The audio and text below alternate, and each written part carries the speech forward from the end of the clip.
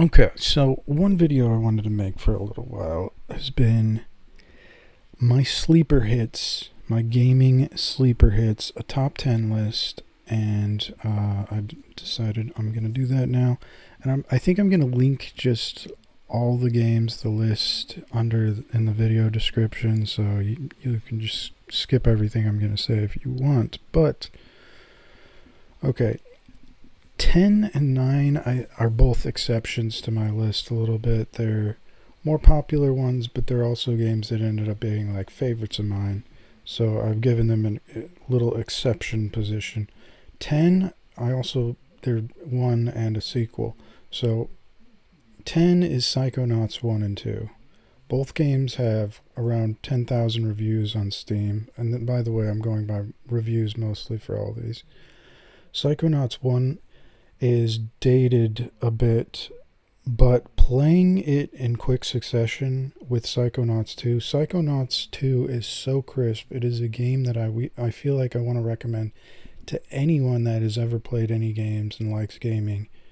Just your standard like 3D platformer, but it's put together so nicely, so smoothly. The controls, everything it's fixed from the original one.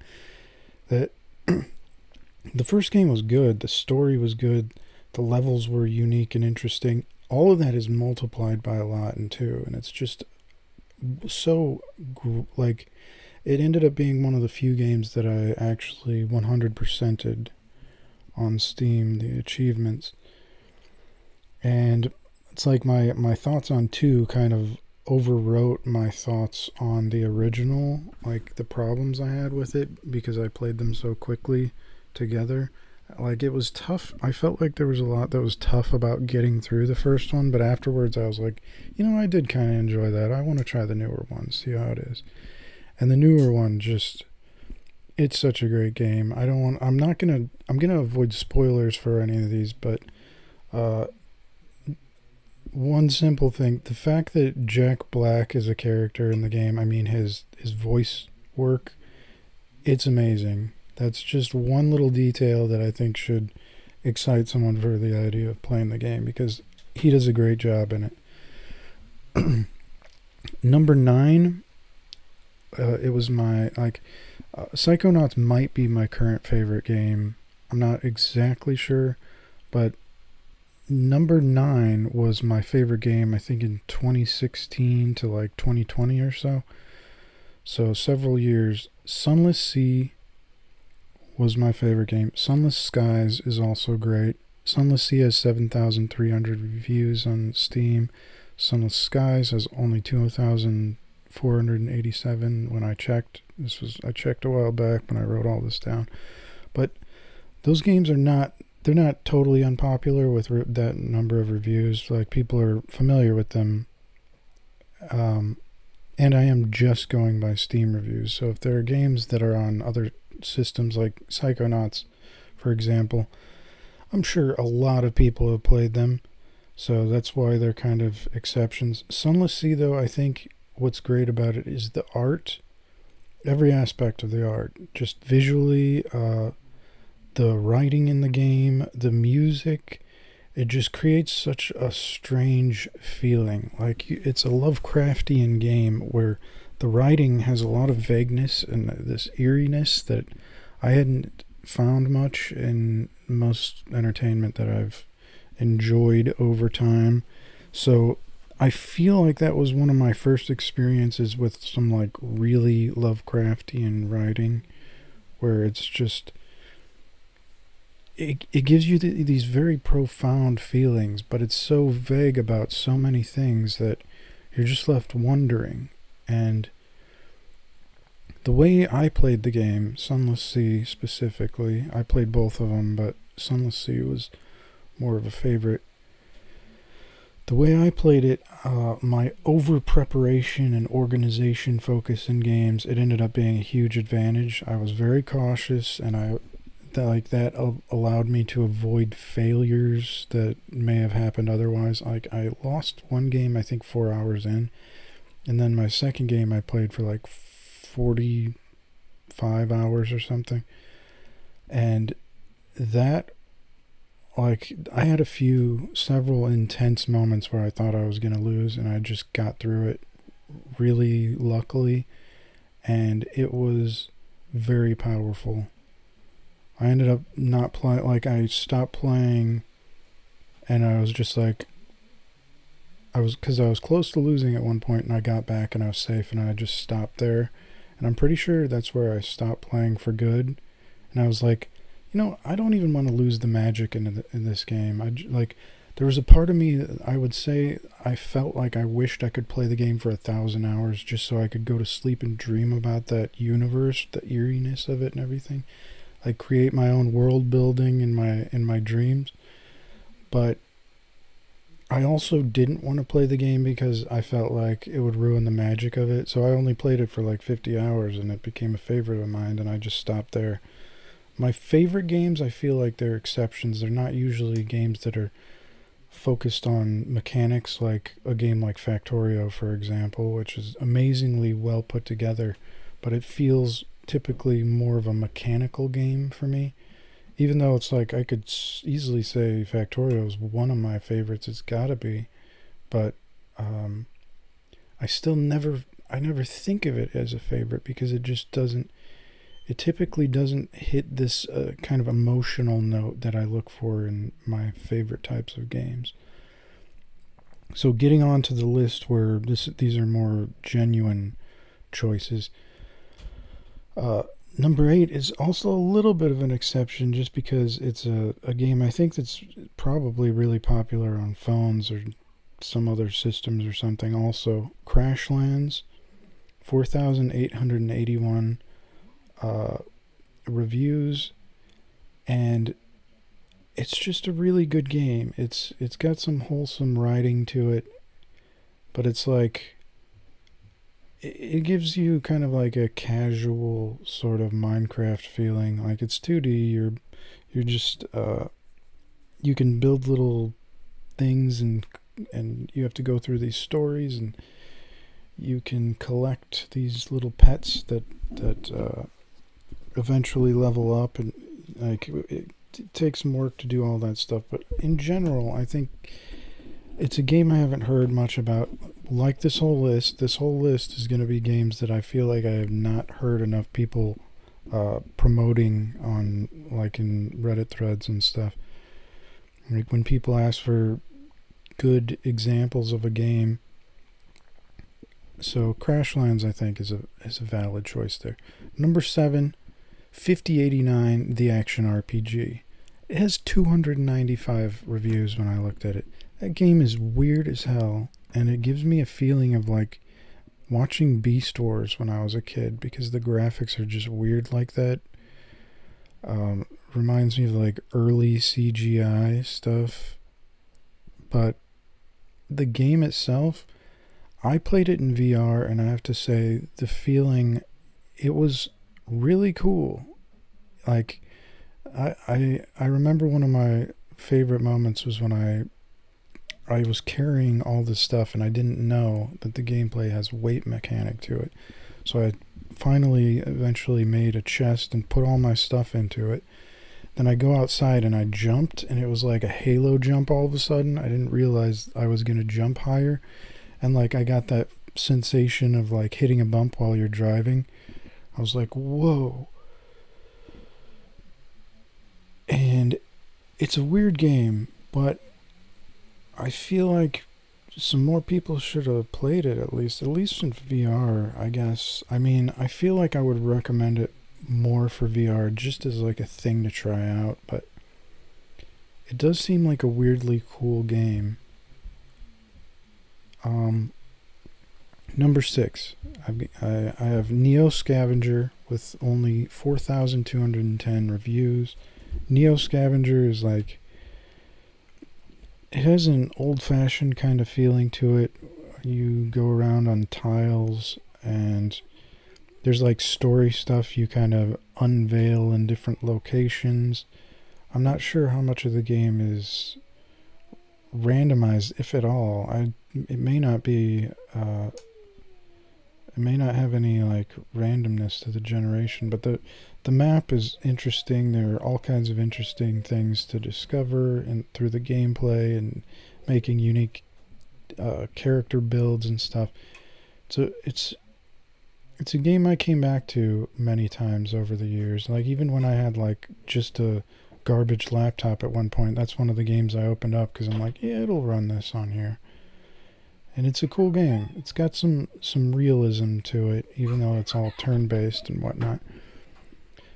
But number 5, Void Bastards, 3,751 reviews. I don't know if this is on any other systems or anything, but Void Bastards, I feel like it's a game I got for free on Epic, and I ended up buying it on Steam, I believe, just because I wanted to have it on Steam and see my time played and everything.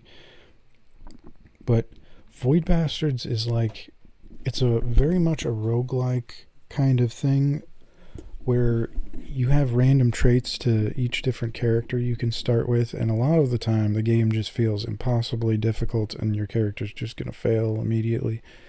But as you progress, there is, I guess, more of a roguelite aspect to it because the things you collect and unlock carry over to your next characters. So as you go through it, you can make things a lot easier on yourself, collect more equipment, get a better starter setup. But you're going into these first-person shooter style settings in ships where you have to go through, and most of the time you have to avoid fighting because it's just too difficult. But especially when you get deeper into the nebula, like you start going lower down where there's more important materials and things you need. And the style of the game is comic book looking, and it's got a lot of humor in the characters and like the enemies you find, and a lot it's got kind of a darkness to some of it where these things are very creepy. But it's a very interesting and unique game, and it really pulls off the roguelike feeling, and I enjoyed it greatly. I'm surprised I don't hear more people recommending it. Number 4, I've got Yoku's Island Express with 2,783 reviews. It's like a pinball game that gives you the same feeling of a third-person platformer. It's 2D though, or something like that. Maybe it's like 2.5D or whatever. I don't know. I don't remember exactly. But the game, I played it several years back, and when I got it, I got it not for free. I got it in a Humble Bundle, I believe. And I just had it sitting in my games for the longest time, never touched it, and I'm like, yeah, I'll try it out. And it ended up being a really, really good game. It was one I got close to getting all the achievements on, but there was like one that I didn't get, and I kept trying to go back and get it. I might do that eventually, but in general, it gives me a feeling of like games that I love, like Banjo-Kazooie or something, where you just go through it and there's all these weird little quirky characters you meet and everything. And overall, like it's a pinball style game, but you're a beetle. You're a dung beetle with a ball that you move around like a dung beetle would. And you can end up customizing your ball so that it does look like a... Actually, I forget what it looks like at the start, if it is just like a ball of poop or something, but eventually you can customize it in different ways, and I don't know. It's an interesting game though, and they did a really good job with it. It's like I feel like a lot of these games in this list are things that have something really innovative about them that I feel like I haven't seen much in other games. And that one definitely pulls off that feeling. Really did not expect myself to like some Yoku's Island Express. It just didn't sound like a game I was going to be into. Number 3, Off-World Trading Company, 3,466 reviews. this game is like, it gives me a very strong sense of like a board game and a capitalism simulator based on resources on a given map that you start on. They're random. Uh, you start off the game with a bunch of opponents. You all land on this planet basically. Then you take turns scanning regions around the map, and then you plant your base down somewhere, preferably near resources. Each corporation you can start as has different benefits. Like some have like lower resource usage of different types. Some are more electricity focused, so then you can focus more on getting electricity, so you can avoid certain other details like food, like the robot corporation. It's a bunch of different complex details, but like the game gives you the ability to exploit resources like you're in a capitalist challenge. Like I've had games where I happen to find, like, the resource generation can be very random. Sometimes it will be very low amounts of certain resources or all of them. So people will have a stronger advantage when they take over the majority of them or all of them. I've had games where I would take all the water so I could make food more easily, and like everyone else was having to buy water on this stock market, how it's set up, where like if they have to buy more of it, then the price goes up, and then if I have it, then I can sell it and on that same market for higher amounts because they're buying it. And that's one of the interesting aspects of the challenge. It feels very much like a board game, and it gives you a really cool feeling when you can take advantage of certain things like that. And then the way the game works out is you'll have to buy these things for the space station that you're all competing to empower together, and whoever gets the most will win or whatever. And then there's also a meta game to it where if you win a certain round for like the standard campaign, I guess you call it, but you'll win a certain round, and then your stock price will be higher, and I think you'll start with more money for the next round. You can basically steamroll a bit, and there will always be like one strong corporation at least that's always gonna be a threat to you a bit more than the others. But it's also got all kinds of different like board game like factors, like things that will pop up in a video game way, like auctions for like criminal attacks that you can do, or like you can covertly attack other corporations and cause them problems, disrupt their production for a while, and they won't necessarily know who did it and things like that. But it's really cool, and I never hear anyone mention that game. Okay, number 2, Conquest of Elysium 5. It's got 896 reviews. Conquest of Elysium 5, I feel like I like it because it's one of the best necromancer simulators I've played, where you can make a really huge army and go up against enemies, and like it's such a weird game where like late game you can end up becoming a lich, like a demigod essentially, and just blink around the map and destroy everything. And it's so weird. There's a demonologist. The main ones I played were the necromancer and the demonologist because those are just cool. It's cool to be able to like summon demons. And there's also like 13 or something, a ridiculous number of planes, where like they have a sky plane where it's in the sky, they have the earth, and then they have underground, and then they have like this hell place with the demons, and then they have like a Hades place with the undead, and like all these different like layers, and like all these different character types, where you start an illusionist or like a druid, or all kinds of different weird things that you can I don't even know all of them. There are so many, but it's a very detailed game. It shows simulated battles for all this stuff. a lot of it often feels RNG based to an unfair degree, and like you'll just really get screwed over sometimes. The movement on the map feels really slow and blocky. Like you'll be able to move like 2 blocks. Oh, yeah, I stepped into a forest, so now I can only move one more. It's like the movement I have an issue with, and certain things I feel like I don't want to split my forces up. Like you want to buy captain units or necromancer units or whatever your main units are. Try to get these like powerful units that can start an army and move around separate armies on the map. It's very slow, but I feel like that game replaces my desire to play anything like Civilization. A lot of people like those just one more turn kind of games. And for me, I think Conquest of Elysium 5 pulls that off really well. Like, it's a cool game, though. I'm not sure.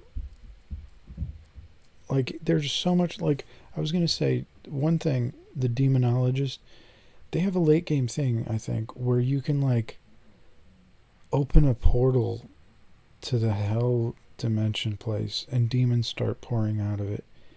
And I'm pretty sure they can just, like, I'm pretty sure they just kill, like, everyone, all the people playing. And I don't understand it, because if you're the Demonologist, they still just will kill you, I'm pretty sure. So I think that's, like, a way to just, like, end the game with destruction and potentially lose yourself. If, like, I don't understand it. There's a lot of weird stuff to the game like that.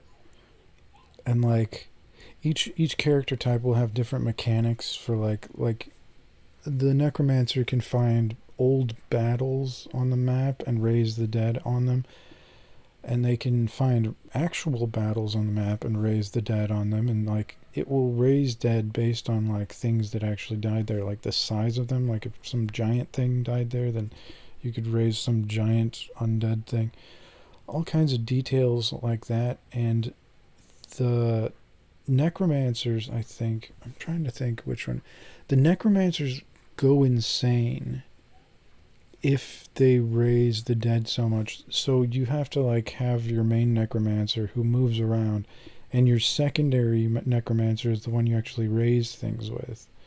So like it's very weird. Like you'll have, like, I don't even know the best ways to do things. It's such a weird game, but it's really cool, and I never hear anyone mention that game, almost ever. Number one on my list of sleeper hits, my personal sleeper hits, Runestone Keeper. 682 reviews on Steam, and I think it's a phone game also, so this could be weird. I'm sure a lot of people have maybe played it more than I would expect. But this is another one that I put on my, like, when I had my garbage laptop that could barely play anything. I was playing Runestone Keeper. It's a game I always go back to. It's very well structured. It's like you just click on tiles on a map and monster things will show up, and you can right click them. Like everything in the game can be right clicked, so that I think it's right clicking, but it'll show you what it does. Details about it, like your magic abilities, like different things on the screen that you're not sure about, you can right click them and it'll explain it a little bit better. And like there's a lot of strategy to the game, but you don't know that at first because it feels like, oh, it's like Minesweeper, I'm just going to click random, so oh, I lose. But there are characters to unlock with different benefits to them. There are there's meta progression that you unlock when you come out of these games with more gold. There are extra characters. I think a lot of people complain about the games, maybe more so on phone or whatever, the app store, because they locked a lot of things behind payments, which is lame. I don't think they have that on Steam though. I think it's there might be a couple things that are locked behind payments, but the game is still decent. I can't deny that. I feel like it's a great game, a really cool game. Um, and in general, it's one game I feel like I've almost never ever seen anyone mention online in all my gaming suggestion observations. I think I've never seen it mentioned. Only 682 reviews, so yeah, I think that's one of my favorites. And I want an honorable mention. I wanted to mention Suicats, Suicats.